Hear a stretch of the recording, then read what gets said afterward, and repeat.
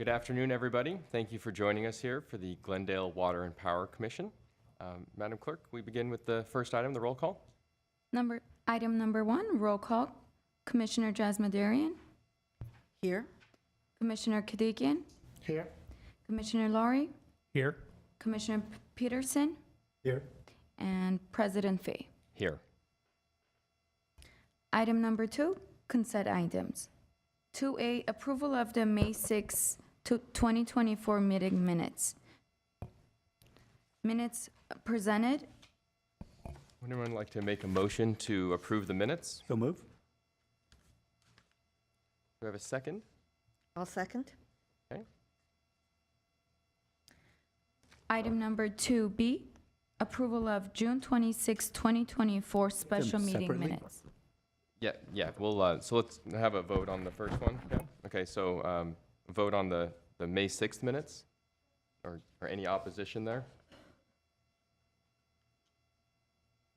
Do we need a affirmative vote, or? All in favor? Okay, all in favor?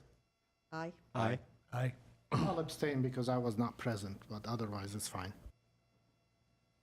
Okay, and now a motion for item 2B, the June 26th minutes. I'll make a motion. I'll second. Okay, we'll have another vote. Aye. Aye, Aye. Aye. Abstain, I wasn't there. thank you. Says you weren't there either.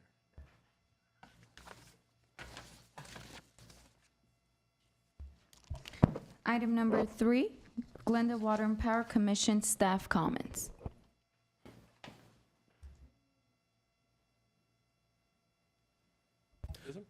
Yes, just a couple of comments. And good afternoon, President Fay, members of the commission.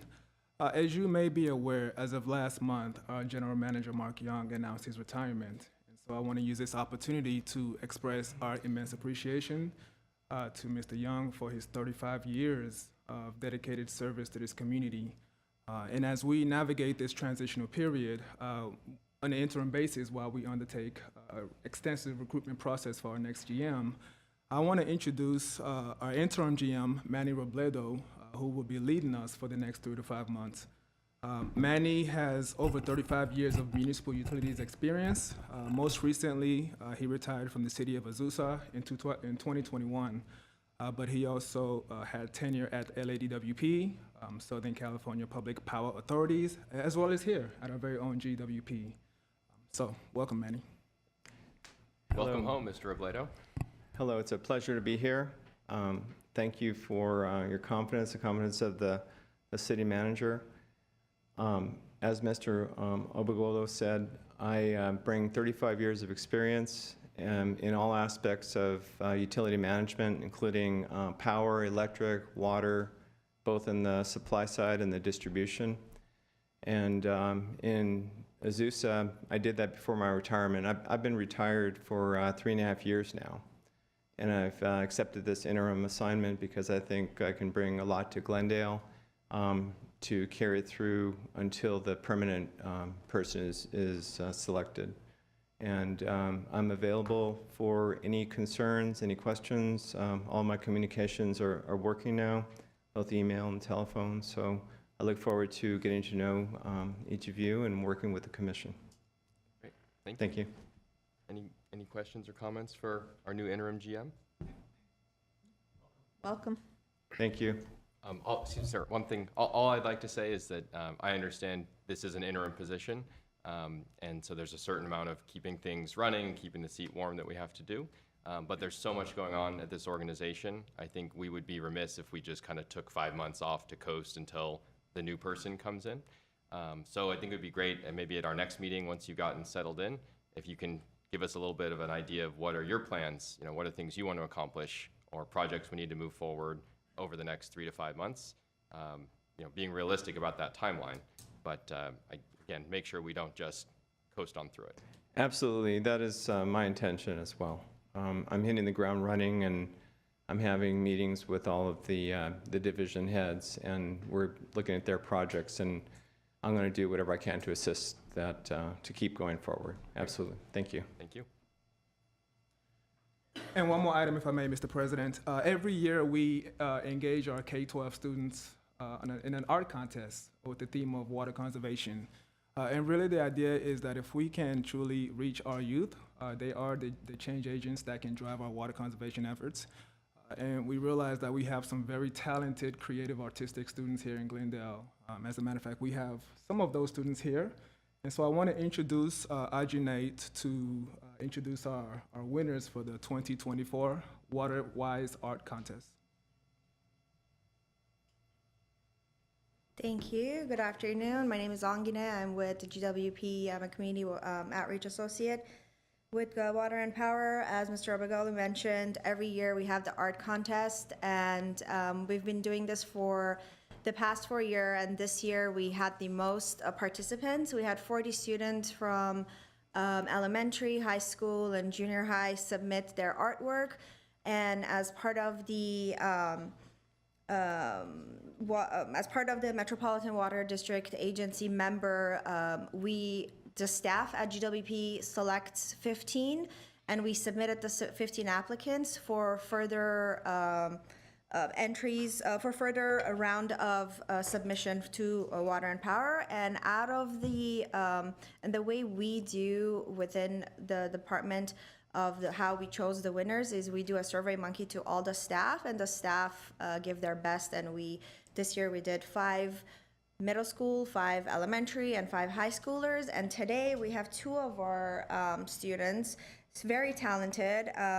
The first place winner, his name is Theo Kim from Mark Keppel Elementary. He's a 2nd grader. Show us your artwork.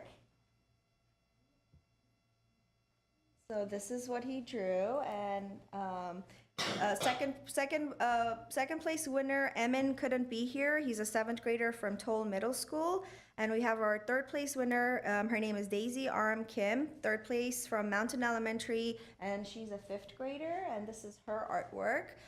So we wanted to showcase, and you can also see all the other artworks on our website. And I don't know if you noticed as you entered City Hall, we have showcased, so Metropolitan District decided to do a traveling art show going from district to district, and we've had this going on for since July 23rd. So they've have all the artworks, not just for Glendale participants, but from other regions as well. So on your way out, if you haven't looked at them, please stop by and take a look. And if the students want to say anything, definitely by I have a means. question for our young artists. Would you each come up and please tell us about your drawing? What did you use to make it? Was it crayons, colored pencils, paints?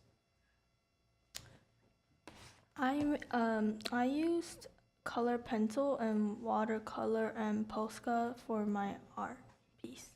Thank you. I used color pencils and Posca and watercolors. Pretty the same thing.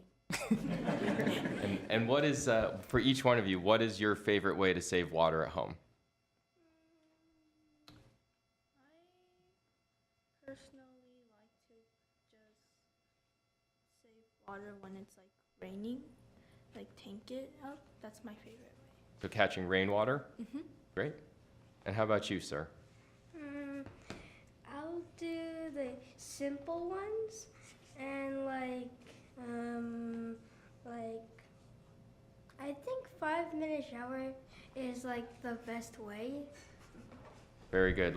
We'll remind you of that when you're a little bit older, okay? Well, congratulations. We have some certificates for you. Theo prepared the concept of the drawing. Do you like to hear it? Oh, please. Maybe only 1 minute. Yeah, can you walk us through your drawing?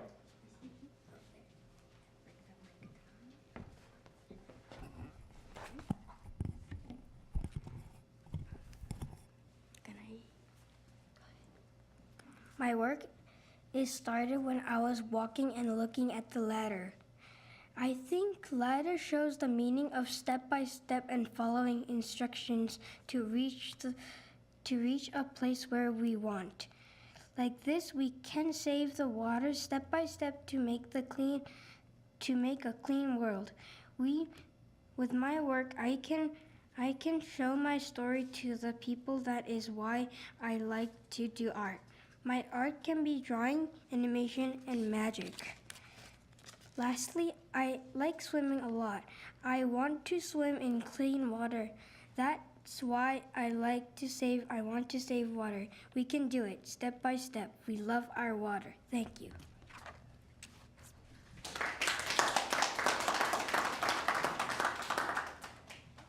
All right, Tio, I have a certificate for you here. Okay, I'm gonna get a picture. I'll hold up your drawing. Okay, I got the certificate. Okay, look over there at the camera. Don't block your face.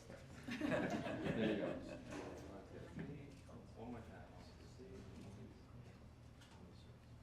Okay, great. Congratulations.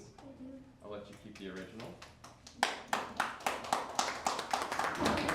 Daisy, here's your certificate. I'll hold up your drawing for a second. This is gorgeous. I want a water bottle like that.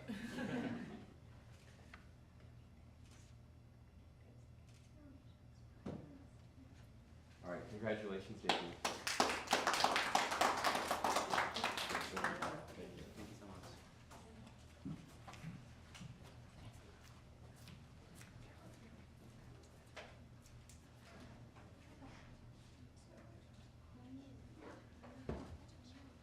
Let's have more kids come to the meetings and more art contests. Yeah. What do we got on the power side? We got any art contests on the power side? Any other items that you'd like to share from the staff? That'll be all, Mr. President. Thank you. Thank you. Item number 4, oral communications, 5 minutes. Discussion is limited to items not part of this agenda. Each speaker is allowed 5 minutes. Commission may question or respond to speakers, but there will be no debate or decisions. The general manager may refer the matter to appropriate staff for investigation and reports. There is no callers or any people here right now. So item number 5, reports and information. 5A, the journey from source tab video. Thank you.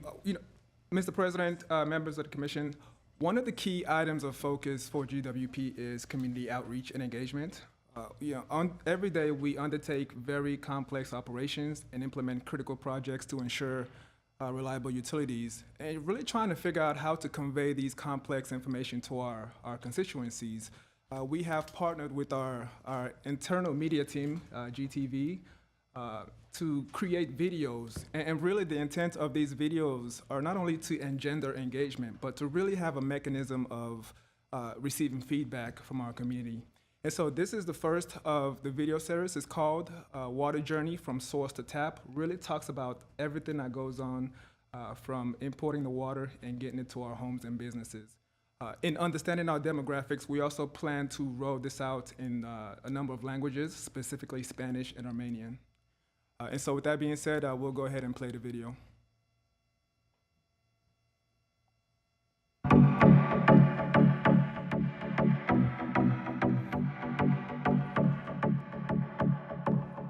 The residents and businesses of the city of Glendale are accustomed to having reliable, clean, safe, and high-quality drinking water delivered to their homes 24/7. But as a customer, have you ever wondered how this water gets to your home and how GWP Water staff ensures that it meets all health and safety standards? Let's take a look at just how this works. Glendale's water supply comes from a diverse and resilient portfolio of sources, and GWP's team is always working to keep the supply reliable and to operate the water system efficiently. As a member agency of MWD, the Metropolitan Water District of Southern California, the city of Glendale is able to import about 70% of its water supply from Northern California via the State Water Project's 700-mile conveyance system, as well as the 240-mile Colorado River Aqueduct. Combined, these two sources transport millions of gallons of water a day from snow-capped mountains and gushing rivers across fertile farmland and arid deserts to the people of Southern California. In addition to imported water from MWD, Glendale also produces about 30% of its total water supply from local groundwater basins and recycled water. Within the city, GWP has a total of 16 wells which are used to pump water from underground sources, as well as a full-service treatment plant where groundwater is treated. This treatment plant removes a variety of contaminants from the water and neutralizes harmful microbes using multiple treatment processes, which ultimately improves the water quality such that it meets or exceeds all state and federal drinking water standards. MWD treats the water that Glendale uses at one of 5 regional surface water treatment plants prior to delivery to GWP. This water is then blended with local treated groundwater supplies. From there, it's diverted into a storage facility for short-term retention or pumped directly into underground pipelines and delivered to our homes and businesses. To accomplish all of this, GWP operates a system of 33 storage facilities, 26 pump stations, and over 400 miles of pipeline. In addition to delivering water, GWP staff strives to ensure that your water is safe and aesthetically pleasing. To accomplish this goal, our water quality staff conducts over 87,000 water quality tests each year. The total amount of water needed depends on you. GWP delivers about 7 billion gallons of water each year to the residents and businesses of Glendale. As Californians, we're accustomed to periods of severe drought, and our usage tends to go up during warmer months. GWP's water facility operators have to balance supply to meet demand. GWP is always working to maintain an efficient and reliable water supply for the city of Glendale. GWP water staff plans ahead to ensure that all residents of Glendale have an adequate and reliable source of clean, safe drinking water. To learn more about how GWP delivers and maintains your drinking water and about programs to help you save water, visit glendalewaterandpower.com.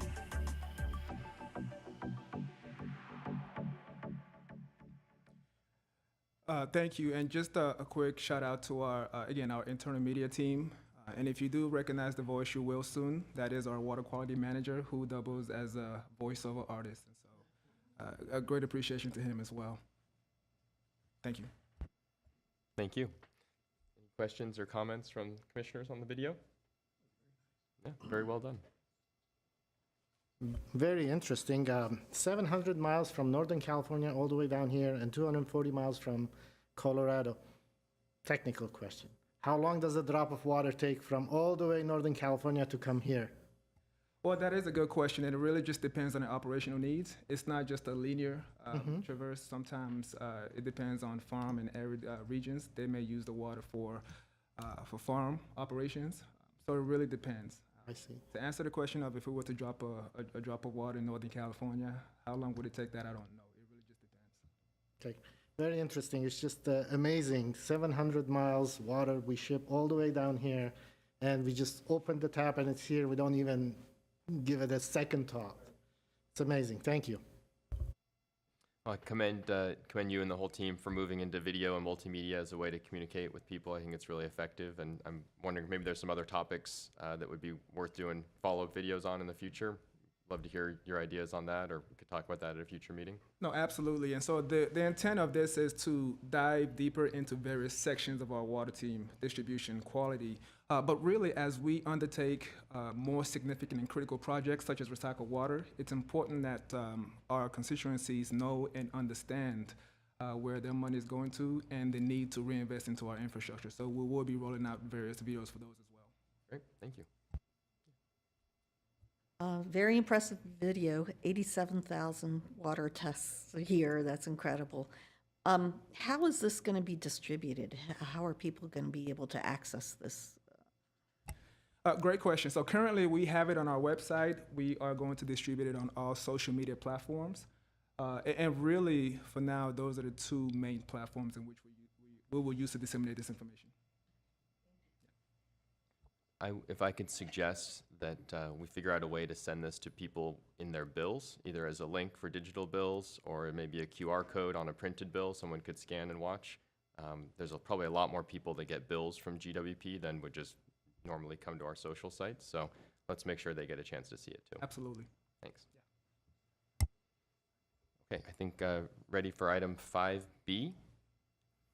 All right, so item 5B is the presentation for our consumer confidence report. Water quality is perhaps one of the most important functions for water. And so every year we do put out a water quality report to really just talk about what types of tests that we run and the different contaminants that we test for within our water. And so today we have Martin, who's our water quality manager, to talk a little bit about the CCR, or the Consumer Confidence Report. Martin? Good afternoon, Commissioners. My name is Martin Manucharian, and today I'll be presenting the Consumer Confidence Report rule and the report that we recently published in compliance with this rule. Each year, water purveyors are required to produce and publish a report containing the previous year's sampling results. This is how we let our customers know about the work that we do to comply with the regulations that govern water quality, and how we ensure the safety of the water that they use every day. We call this report colloquially the Annual Water Quality Report. This is the name that customers will see on the website, as well as the printed version of the document. Officially, the report is called the Consumer Confidence Report, and you may hear me call it the CCR during this presentation.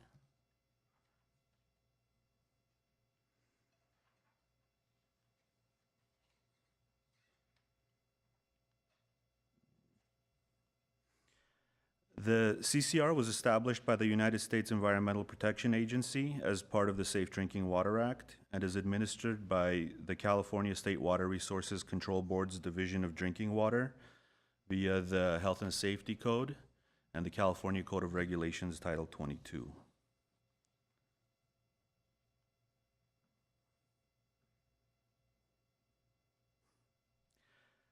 The report is comprised of a number of required components, such as the ones that you see on the screen. And we're also given the opportunity to present some optional educational information as part of this report. And I'll discuss all of the components in the list in the following slides.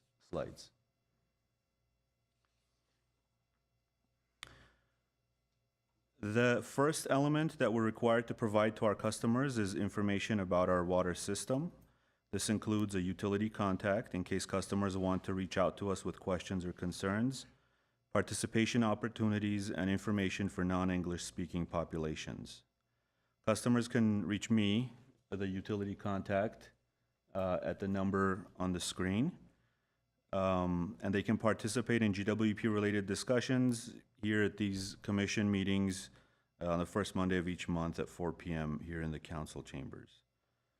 The information for non-English speaking populations is available in a variety of languages and serves to emphasize the importance of this document and encourages readers to seek the assistance of a translator in order to understand the contents. The next piece of information that we provide is the various sources of our water. To convey this information, we include the graphic that you see on the screen, which provides a visual breakdown of our available water supply in 2023, as well as some interesting information about our water system as a whole. Those of you who took the time to memorize all the numbers we presented in last year's CCR, as I'm sure you did, you'll notice a significant increase in the total number of tests that were conducted in 2023. This increased value reflects the number of samples collected and tested as part of the treatment process at the Glendale Water Treatment Plant.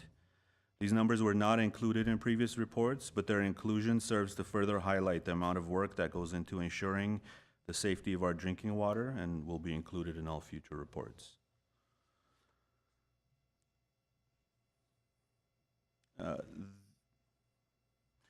The next component of the CCR is the explanation of some of the technical terms and abbreviations that we use throughout the report.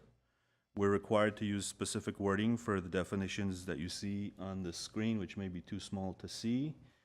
But we also have an entire list of abbreviations elsewhere in the report that explain all the other terms that customers will see throughout the document.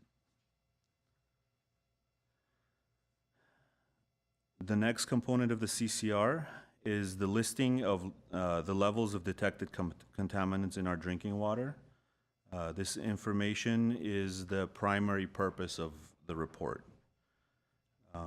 As I mentioned, we are required by state and federal regulations to test our water for a large variety of possible contaminants, and only those contaminants with detected results are listed in these tables. As you'll see, they're fairly small tables, which means we didn't have, the majority of the samples we collected were not detected.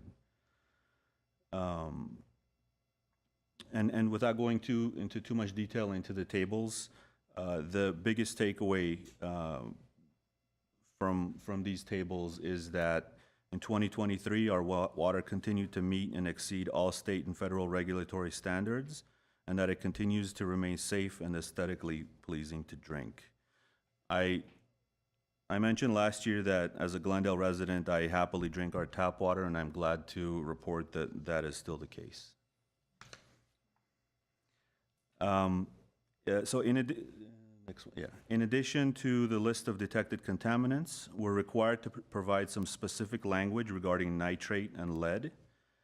We include an informational statement regarding nitrate because some of our groundwater wells do contain elevated levels of the contaminant. However, since this water is blended with water from Metropolitan Water District, the actual levels of nitrate in the water that we serve to our customers are significantly below the maximum contaminant level. With regards to lead, the language that we include in the report is standard for all water purveyors, regardless of the presence of lead in their water. There is additional language that must be included by utilities that have lead in their water, but thankfully Glendale is not one of those utilities. As part of the CCR, we're also required to include information about violations of regulations or certain portions or aspects of regulations that are not explicitly covered in the report. And I love to include this page where I get to say that in 2023 we did not have any violations that we needed to report. And finally, we provide some required information for people with compromised immune systems. This language is required to be included verbatim. And we also take advantage of the option to include non-required material with sections regarding our cross-connection control program, which provides an additional layer of protection to our customers, our recycled water program. We also provide answers to a variety of frequently asked questions, and we provide resources regarding water conservation. The report is required to be published by July 1st of each year. We routinely meet this deadline. We do provide our report electronically. It's currently available on our website, and the link to that is on the screen. And we do provide hard copies to customers who request them, and they can request them using the email address or the phone number on the screen. And we can leave this page up as I'll be happy to answer any questions in the meantime. Great, thank you very much. I think this is the kind of topic that's really easy to take for granted, but it's nice that we don't have to deal with public health crises, things that you hear about on the news in Flint, Michigan, and other communities, that we can all just count on you, Martin, to take care of this for us. So thank you very much. It's my pleasure to do so. Any questions from commissioners about this report? Yeah. I had a question on, this is slide number 5. I too was impressed by the 87,000 tests that are done. I guess the one question, I mean, we always want to balance out costs and benefits.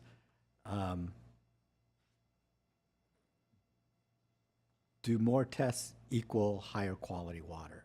And is there a diminishing return? In other words, if we had done 20,000, would that have given us 60%? And then when we do the 87,000, that gets us to 99.9%?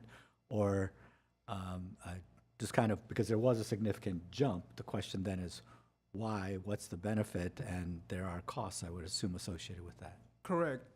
Well, to answer your question, simply put, no, the amount of money that we spend does not, or the amount of tests that we take does not correspond to a higher or lower water quality. Majority of these tests are mandated and regulated by the state. And I want to be clear that we do not undertake all 80,000 tests. Some tests we do internally, like nitrates, chlorine residuals. But majority of our tests we actually outsource to a lab. And it depends. The number of tests can vary based on repeat samples. Sometimes we do have to take repeat samples, and that is part of this 80,000. And that is the reason for the variation that you see year to year. So just for clarity, I guess my interpretation of what you were saying then is, and thank you for that answer, is that we're not necessarily taking 87,000 samples. In other words, the number of sampling didn't necessarily go up, but that maybe in one sample you're running more tests in a lab than you might have, and therefore, like all of us who go do medical lab work, for instance, one trip and we might just have one kind of test, but another one we might have 4 different kind of ones, so something like that? That is correct. And to further clarify, this is also informed by the number of projects that we undertake. For example, if we have a shutdown for more than 20, 24 hours, we're mandated to sample at that location. So it really just depends on our operations and the projects that we have going on. Okay, that's helpful. And then my other question is on slide 7, talk about levels of detected contaminants, and there's a whole list of this.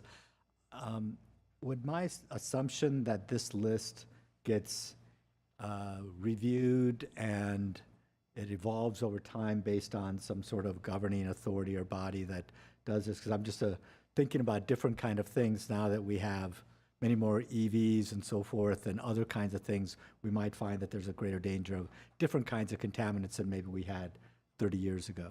No, absolutely. You have certain governing bodies such as AWWA, American Water Works Association, and ASCE. They regularly evaluate these what we call emerging contaminants. For example, PFAS is one, and other emerging contaminants to identify what is known as MCL, maximum contaminant levels, to be able to inform water agencies such as Glendale. Thank you very much. Just to follow up on your comment about PFAS, is that, I don't see it listed here, or maybe I'm missing it. Does it go by another name, or it's not part of this report? Right, so PFAS, just for those who don't know, PFAS, they're a group of manufactured chemicals that were used in consumer goods in the 1940s, and essentially they call them forever chemicals because it's very hard for them to deteriorate, and eventually they can build up in the environment, in our water, our food, things of that nature. So to directly answer your question, President Fay, no, there is a new mandate that actually just came out in April of this year, which requires us to now test and report PFAS findings beginning in 2027. So we do have 3 years to identify, number one, if we have PFAS in our system, and if so, be able to develop treatment technologies to be able to treat them. Do we have to adapt our operations to test for those, or are we just taking the same samples and asking the lab to search for another constituent in that sample? Correct. So we actually do not have to adapt our operations by way of sampling. But for example, if we were to determine that we do in fact have PFAS in our system, whether it's a small or large amount, we do have to modify our operations, maybe increase our blending ratio to be able to treat that PFAS. And understanding that is not required of us until 2027, is that right? That is correct. Is there any reason why we wouldn't want to start doing that now? Well, we've already started. Okay. So in the next report, this time next year, we'll see a line item for PFAS or something like that? Yes, even though it's not mandated and we're not required to report it in the CCR until 2027, we can certainly include a language or a verbiage about that. Great. Yeah. If there's no harm in going above and beyond the state requirements, I think our community members would appreciate that information. It's Certainly. an emerging concern. So, thank you. Yep. One other question for you, Martin, about the nitrates. I know you explained that at the point of use in our homes and businesses, it gets blended and it's not an issue. But I'm curious what is it about the geography of the Glorieta well?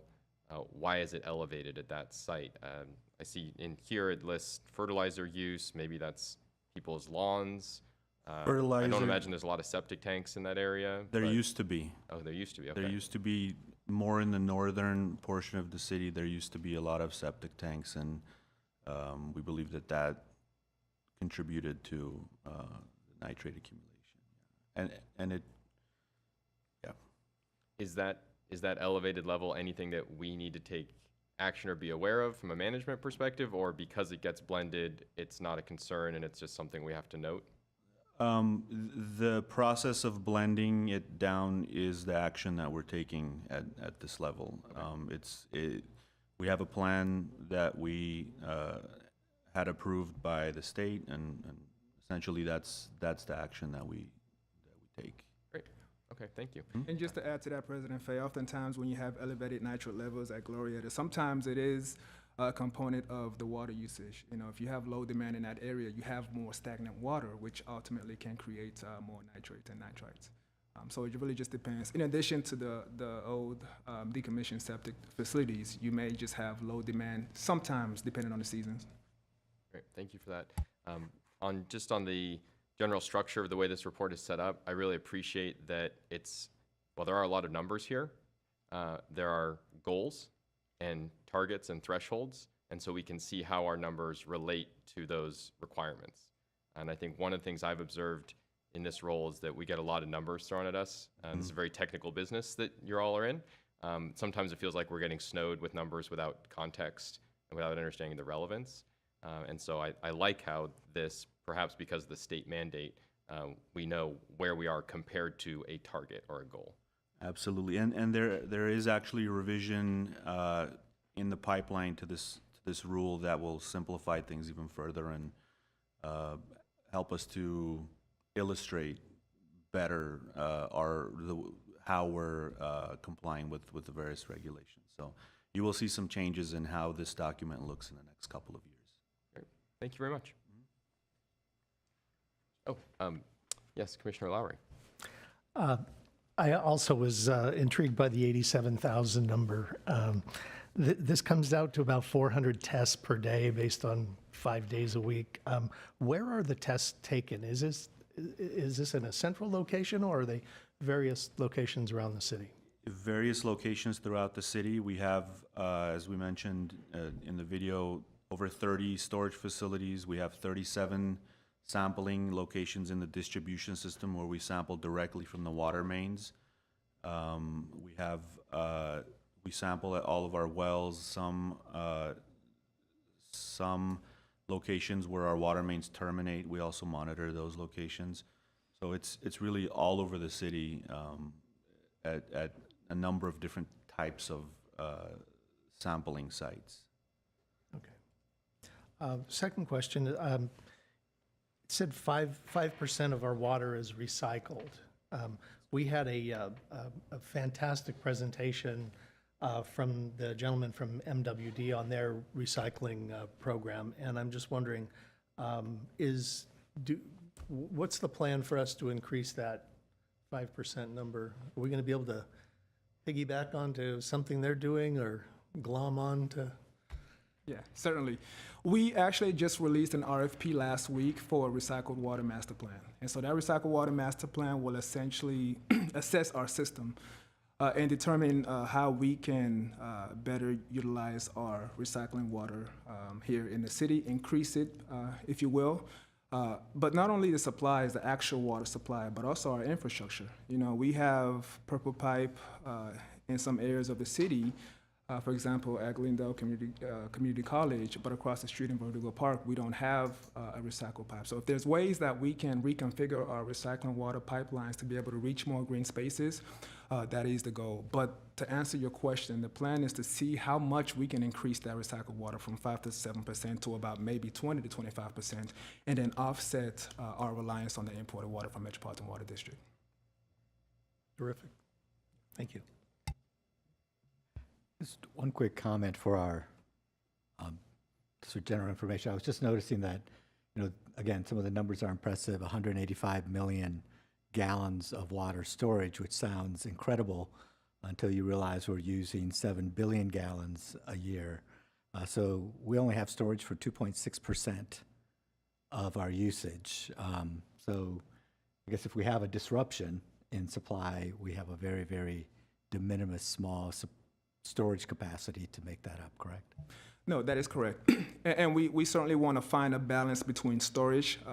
We don't want to have an abundance of storage because then you get into stagnant water and that will decrease the water quality. So really it is about finding a balance of storage. But I also want to add that in the event of a calamity, we also have redundancy within our system. We don't just rely on the storage, but we also rely on imported water from multiple avenues within our system.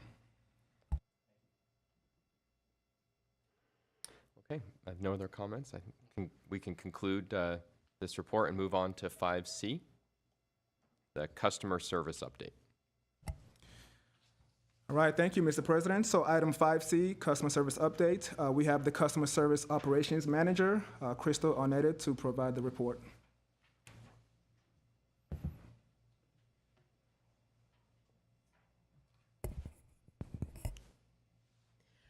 Good afternoon, commissioners. My name is Crystal Oneta, Customer Service Operations Manager. Today I'll be reviewing our statistics. Give me one moment.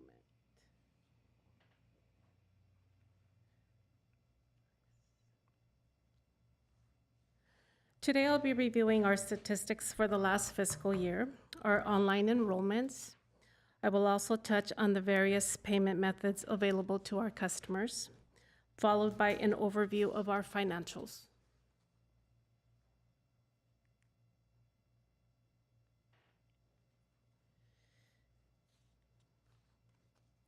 For our statistics, I will be reviewing call performance, web contacts, number of walk-in customers, followed by the total customer contacts by percentage. Regarding our call performance, we answered 92% of the total calls offered for the last fiscal year. This is slightly lower than previous years, which coincided with multiple vacancies that were recently filled.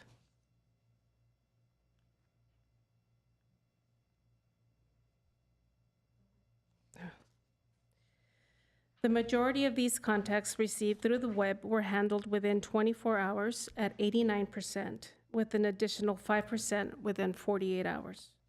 These customers were given the same sense of urgency as our telephone contacts.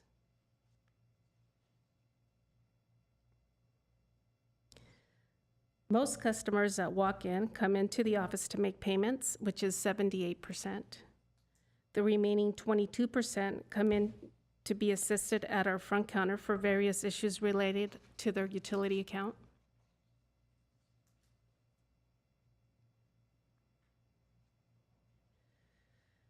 This graph shows the combination of all the contacts that we recently viewed with the last 3 slides. As you can see, customers prefer to interact with us over the telephone, which is more than half of our overall contacts at 53%. Followed by coming in to make their payments, which was 27%. 12% of customers contacted us through the web, and 8% walked into our front counter for assistance. A total of 47,738 customers registered on the MyGWP online portal for the last fiscal year, which was about 49% of our customer base. It's an increase of 7.7% from the previous year. Registering on the portal is quite advantageous for our customers because it allows them to view and make payments on their utility bill, enroll in auto pay if they choose to. They can also close their utility account, transfer service if they are moving from one Glendale address to another. They can submit billing and service inquiries instead of calling or coming into the office, which actually saves them a lot of time. They can view their transaction history, such as payments and previous bills. Customers can also easily update their account information, such as telephone number, mailing address, email, and enroll for paperless billing.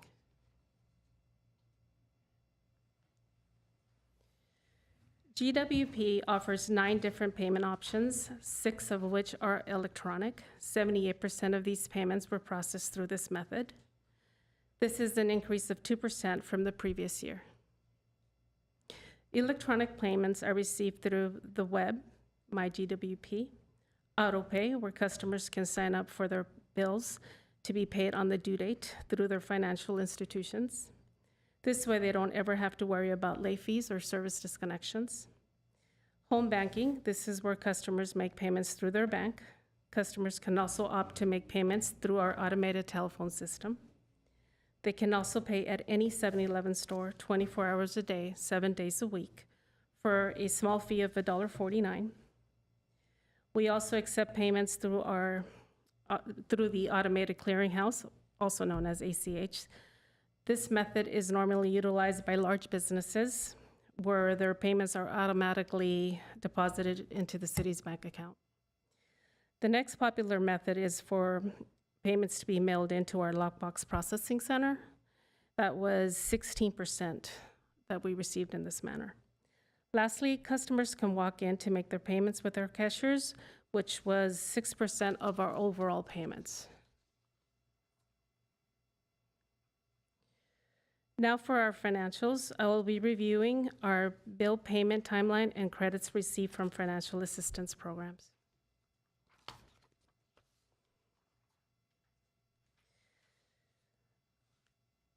Of the 627,402 utility bills that were issued, 73% were paid by the due date of the bill.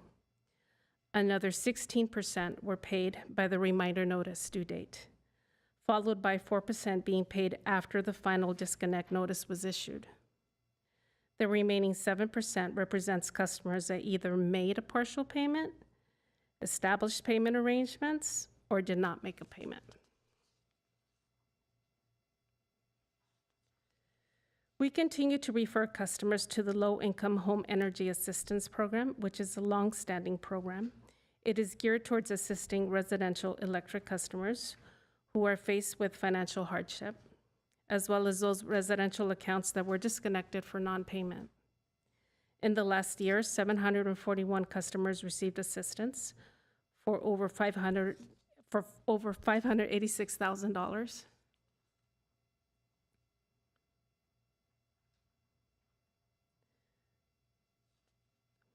Now on to the Low-Income Household Water Assistance Program. This program applied to water and wastewater residential customers. It was a temporary assistance that closed March 31st, 2024.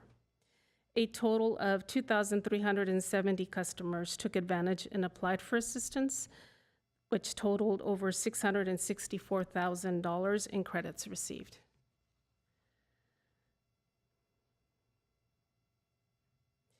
The California Extended Water and Wastewater Arrearage Payment Program was offered to assist residential and commercial customers that were impacted during the COVID-19 pandemic and was later extended to cover arrearages from June 15, 2021 through December 31st, 2022.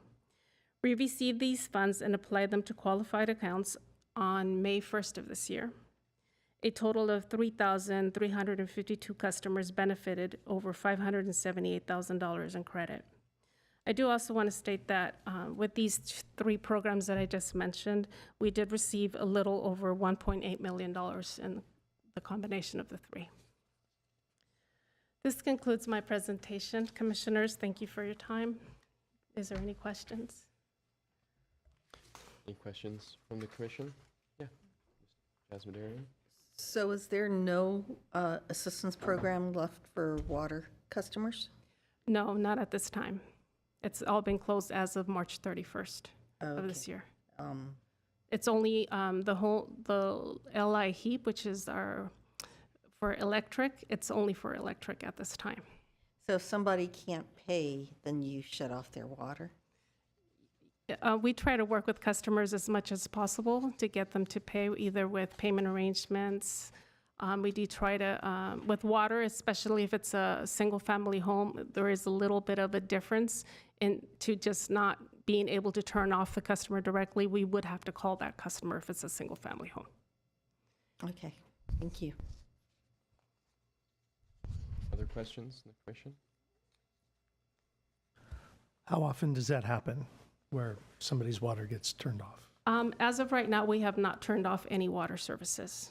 So right now, if we have a single family home, for example, with both electric and water, will choose to turn off the electric as opposed to the water.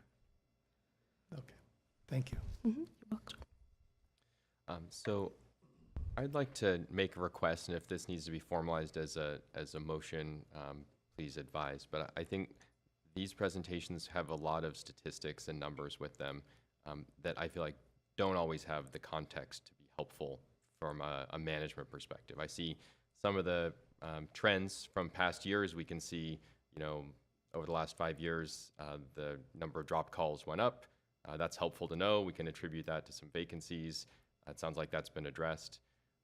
What I would think would be helpful going forward, though, is for each one of those metrics that we establish a goal, and then we track our progress against our goal, rather than just reporting the news and comparing it against previous years. Okay. So if you think that's a reasonable suggestion, maybe our interim general manager can help with that. I'm sure you've dealt with a lot of KPIs and reporting in different roles. That by the next time we have one of these presentations, if you can maybe pick the top 5 metrics that you think are most impactful to your corner of this operation, and let's establish a goal for what we want to accomplish in 2025, and then we'll measure against that, and we'll see how we do, and if we need more resources or we need to reallocate people or something else to make sure we're achieving those goals. I think that would be more impactful for us to see as a management group. Okay, absolutely. I could definitely do that. For the call performance, we do have a goal. Although we answered 92%, our goal is actually to answer 95%. Okay. Just to give you And I an think, idea. it's always good when presenting these things, let's put the goal right there on the slide. And if we're not meeting the goal, it's okay.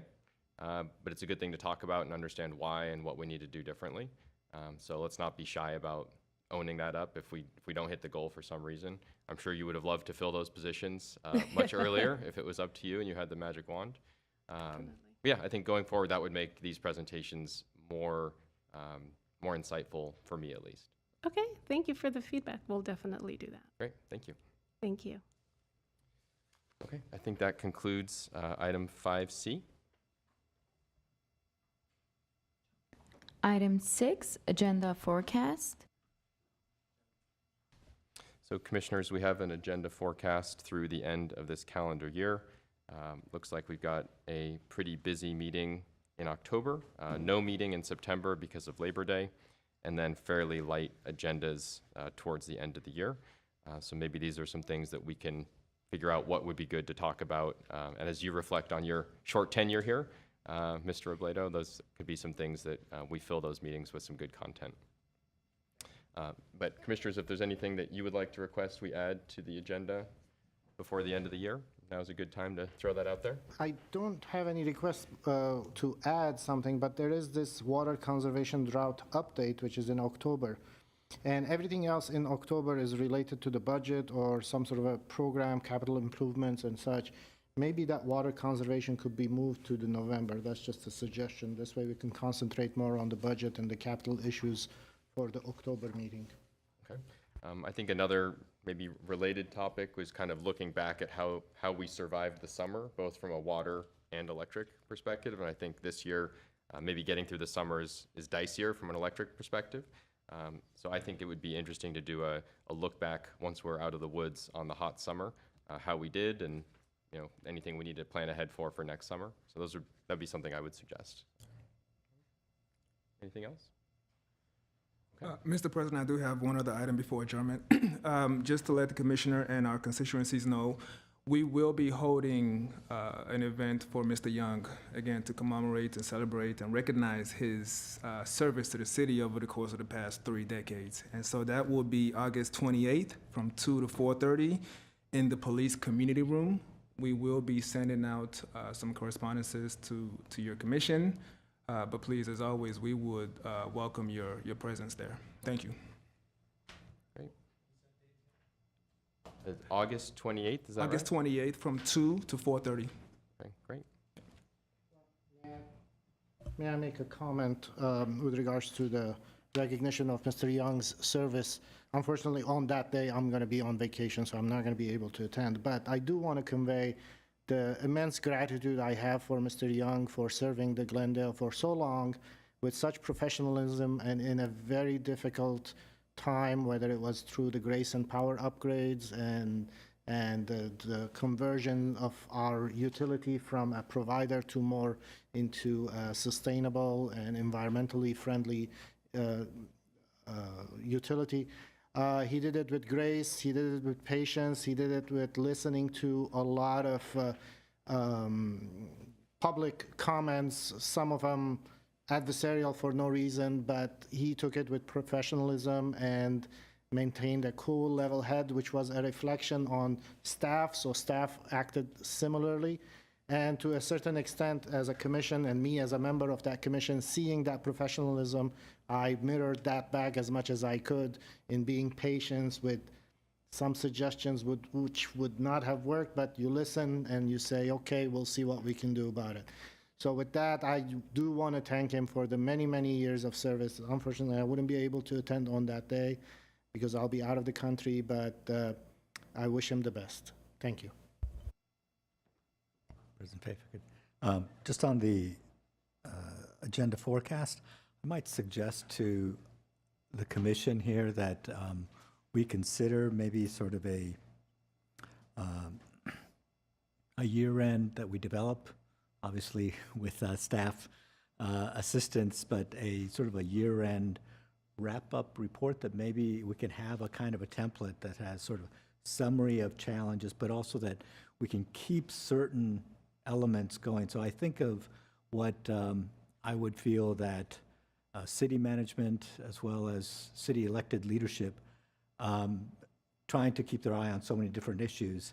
If we can have a clear summary type of a thing that talks to progress or concerns or issues from the commission with regard to long-term goals or challenges that GWP has, and then talking to either challenges or accomplishments during that year, so that we can kind of keep a cohesive narrative that would allow the city council to be able to kind of get a snapshot and understanding.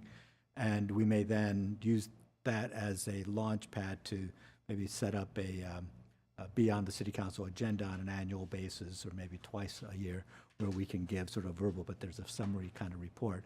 And that may be something then that we could put onto our either the December kind of thing, or maybe in January when we summarize the year and then kind of speak to what might be coming forward. But that feels like it's something that might be worthwhile for us to do. I don't know if there's other thoughts. I appreciate the suggestion. I think it's a good one to have a strategic review and also a look ahead for next year, especially in light of the transition in management, to provide some continuity. I think that would be great. So maybe we can work to get that scheduled for the December meeting. And if we need to have some discussion or workshop between now and then about kind of what are the expectations for content or things like that, we could do that. And really part of our colleagues' comments to gratitude to Mark Young. I know how Mark felt somewhat frustrated with the Grayson element, the length of time that he as a management and executive at GWP was trying to move the ball, and how he felt at times that I know the commission went and did a little bit of an extraordinary effort on our part where we put a letter of very strong recommendation of sort of what needed to be done, and the city council, for various reasons, chose to do a slightly different path.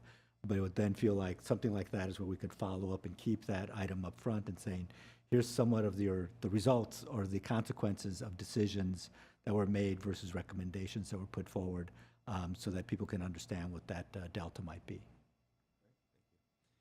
And since this is the last meeting before Mr. Young's farewell, I'll just add my official thanks to Mark, just bringing such great technical chops and great character, as everyone said already, to this job, shepherding this department through some very difficult times, and teaching me a lot about the utility business, which I really appreciate on a personal level. I think he was a mentor and a teacher to all of us in one way or another. So thank you, Mark.